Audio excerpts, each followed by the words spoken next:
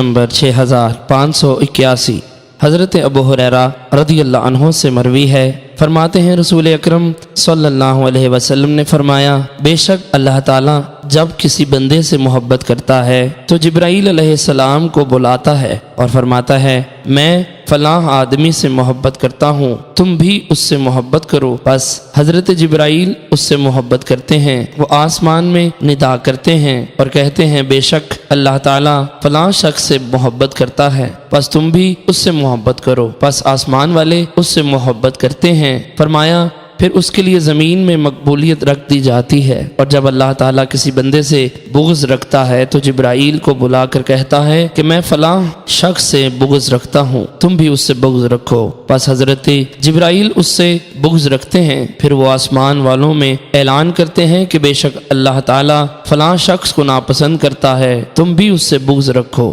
فرماتے ہیں پس وہ لوگ اس سے بغض رکھتے ہیں، پھر اس کے لیے زمین میں بغض رکھ دیا جاتا ہے۔